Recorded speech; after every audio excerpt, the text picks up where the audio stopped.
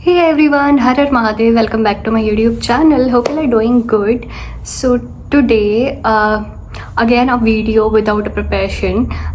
But yeah, I just want to convey a message or say a thought. Actually, today we gonna talk about altering the words. So yeah, the topic is do not alter or change anyone's words और sentence whatever। आसान भाषा में बताऊंगी कि इसका मतलब कि किसी के शब्द को चेंज ना करना, बदलना ना। जैसे हमको किसी ने कुछ बोला है वैसे ही हम अगर आगे किसी को बात बता रहे हैं तो एग्जैक्ट वैसे ही वर्ड्स में हम आगे बात रखें। क्या होता है ना कि कभी कभी कोई जो मैसेज आता है हम तक पहुंचता है वो फिर आगे चलकर कुछ और ही बन जाता है। उसमें बहुत मॉडिफिकेशंस, बहुत एडिटिंग हो जाती है, वर्ड्स का ऑल्ट्रेशन हो जाता है। तो उस वजह से जो फाइनल जहाँ पे मैसेज पहुंचना होता है वो एकदम गलत मैसेज जाता है। फॉर एन एग्ज़ाम्पल, चलो बहुत इजी मच्छर भेड़िया कैमरा में इतने सारे मच्छर, मॉर्टिन वगैरह सब लगा है लेकिन इनको कोई फ़र्क नहीं पड़ता। देखो मच्छर चल रहा है उसमें कैमरा के ऊपर। अच्छा ठीक है, तो A, B and C are 3 friends. Okay, so A is telling to B that, कोई भी एग्जांपल हो सकता है, ये मैं ऐसे ही बता रही हूँ कि A B को बोल रहा है। एग्जाम्पल याद नहीं आ रहा क्योंकि मैं बिना प्रिपरेशन के बना देती हूँ ना, इंस्टेंट के। देखो जैसे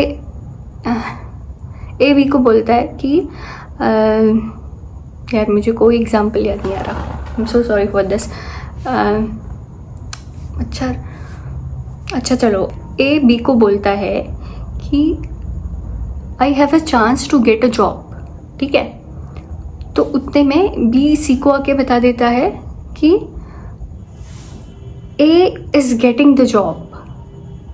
मतलब ये just for an example. Okay, तो यहाँ पे फिर C जाता है A के पास, congratulations you got the job. फिर मतलब समझ लो ना कि ऐसे, ये तो बस एग्जाम्पल है कि कितना ऑल्ट्रेशन, कितना वर्ड्स चेंज करके बता दिया कि A ने बोला I have a chance to get a job, have a chance उस, और B C को बोलता है कि A is getting the job. तो ये एकदम ही ना, ये तो बस एक सिंपल ऐसा इजी सा एग्जांपल है जिससे समझ में आए कि शब्दों का मॉडिफिकेशन कितना पूरे बात पे प्रभाव डाल देता है। तो इसको ना करें। अगर बताना ही है किसी की तो एकदम जो हमें पता चला है, जो हमें इन्फॉर्मेशन मिली हम वैसे ही बताएं। कोई दूसरा एग्जांपल देती हूँ। दूसरा एग्जांपल जैसे ए बी को बोलता है कि आजकल सी हमसे कम बात कर रहा है, शायद उसको टाइम नहीं मिल पा रहा है। ठीक है, और बी जाके सी से बोलता है कि ए ऐसे कह रहा था कि सी आजकल बात नहीं कर रहा हमसे। ये कुछ ऐसे वर्ड्स है ना, ये बहुत ही एक लेम लैंग्वेज में मैं बता रही हूँ। तो ऐसे कितना एकदम वर्ड्स का ऑल्ट्रेशन हो जाता है हमारी पर्सनल लाइफ में। ये होते रहता है ये चीज़ें, ऐसी चीज़ें ना बहुत गलत हैं। किसी की अगर बात चल रही है, आप किसी को बता रहे हो तो एग्जैक्टली वो वर्ड्स को सेम रखो। थोड़ा भी हेरा फेरी शब्दों का पूरा मीनिंग चेंज कर देता है। ऐसे ही काफ़ी सारे एग्जांपल्स हो सकते हैं, आप खुद ही सोच लो।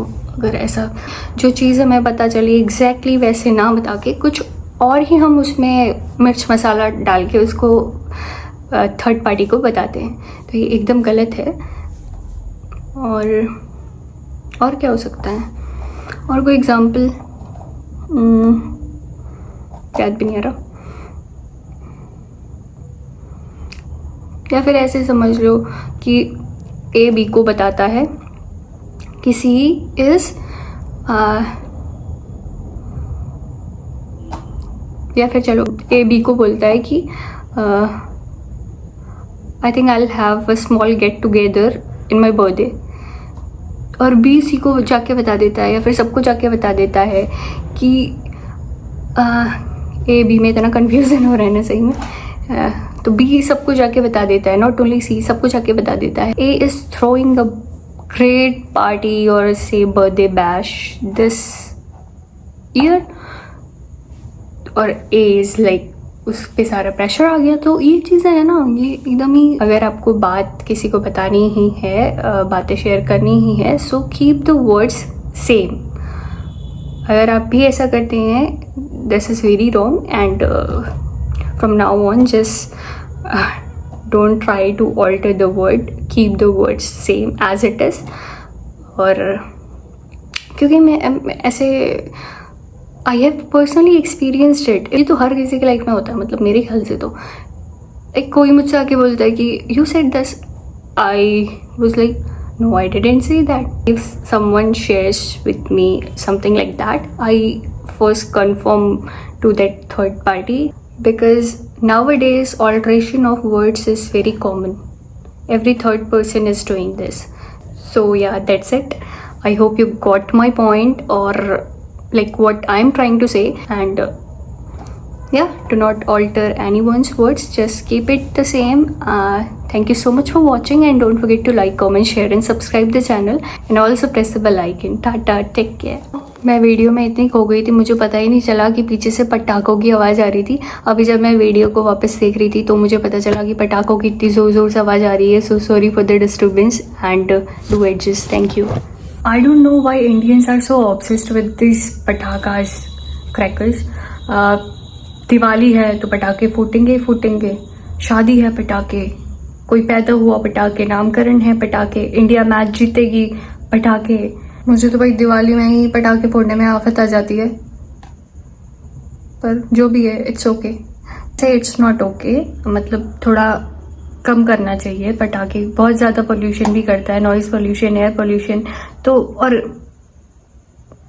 किसी को बहुत ज़्यादा इरिटेशन भी होती है इनकी आवाज़ से, तो इसको जितना हम कम यूज़ करेंगे उतना अच्छा है। देखो फिर से पटाखे फूट रहे हैं, कहीं ख़त्म भी नहीं होते भाई इनके पटाखे। सो या टाटा, टेक केयर।